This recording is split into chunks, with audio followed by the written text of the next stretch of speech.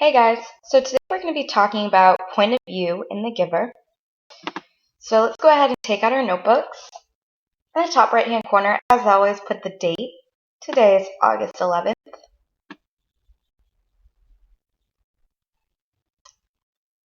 Then go ahead and set up your Cornell notes.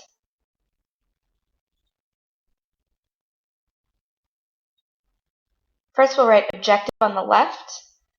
Our objective today is I can identify Jonas's point of view from his interactions with others. As always, you can pause this video if you need more time to write, but I'm going to move on. We're also going to put point of view in our Cornell notes, so point of view will go on the left. Point of view means the narrator's position to the story being told. So what does this mean? We know that the narrator is the person telling the story, right? So the point of view will tell us whether the narrator is a part of the story or is watching the story unfold from is not one of the characters.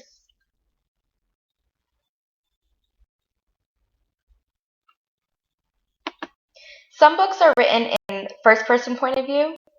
This means that the book is narrated by the main character. Go ahead and write this in your Cornell notes. In first-person point of view, you're going to see a lot of words like I, me, my, and mine. Also, we. For example, you might be reading and it will say, yesterday Mom asked me to go to the store with Lucy. I didn't want to go though. Kenny and I had plans to go to the movies in the morning and to ride our bikes in the afternoon. So there we see that you're seeing the words me, I, and the thoughts are of the narrator himself. Other books are written in second-person point of view. In second-person point of view, the narrator speaks directly to you. Here the narrator will use words like you, your, and yourself. The most common examples of second-person point of view would be an email or a letter or instructions. For example, if you're reading a manual, it will say, in order to assemble the bookshelf, first you take all of the pieces out of the box. Make sure you have a hammer, screwdriver, and nails handy. The last point of view is third-person point of view. In third-person point of view, the narrator is not a character in the story.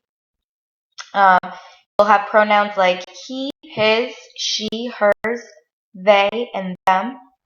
The narrator shares with us the thoughts, actions, and feelings of the people in the book, but does not actually interact with them. Within third-person point of view, you can have third-person objective, third-person omniscient, and third-person limited.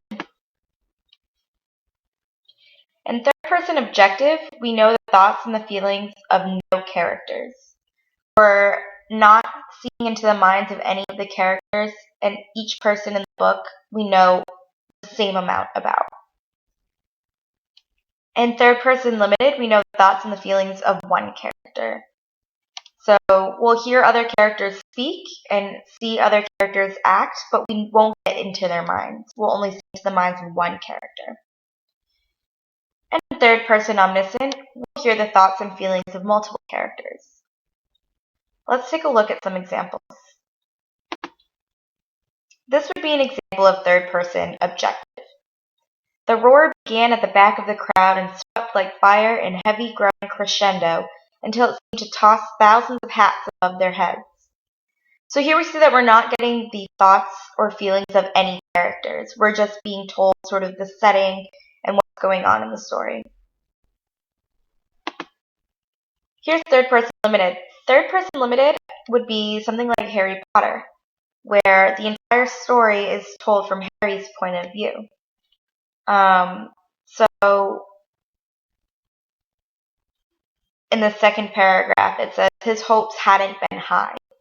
So of course we're talking about Harry here. But we don't get to see in the minds of his family, the Dursleys, or into the minds of his friends, Ron and Hermione. And lastly, third person omniscient. Jill was scared to admit that she liked Jack, but little did she know he liked her too. In fact, as she spent her days trying to think up creative ways to avoid him, Jack was planning out creative ways to ask her to the school dance. So here we see that we know Jill's thoughts and point of view. She's scared to admit that she likes Jack, but we also see Jack's point of view. He likes her too. So here we're seeing thoughts and feelings of two different characters. So now we're going to take a look at the first couple of paragraphs in chapter 3, which we read on Friday, to get an idea of what type of point of view the giver is written in. So let's look at these first couple of paragraphs. Oh, look, Lily squealed in delight.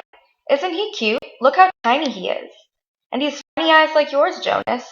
Jonas glared at her. He didn't like it that she had mentioned his eyes. He waited for his father to chastise Lily, but father was busy unstrapping the carrying basket from the back of his bicycle. Jonas walked over to look.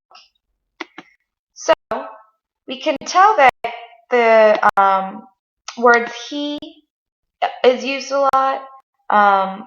Jonas, we're talking about the person. Jonas noticed as he looked at the new child, right?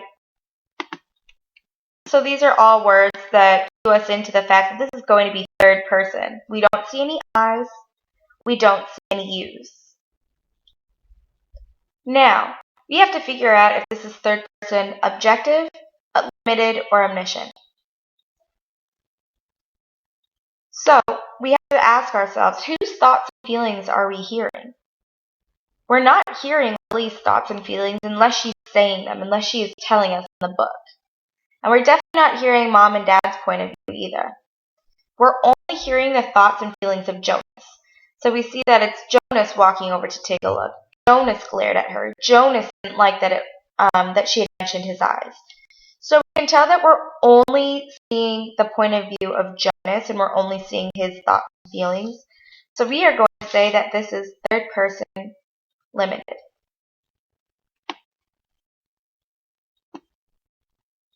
So today we're going to be reading the next chapter in the book, and we're going to be identifying Jonas's point of view. Go ahead and take out your classwork and your books, and we're going to get started with guided practice in just a minute.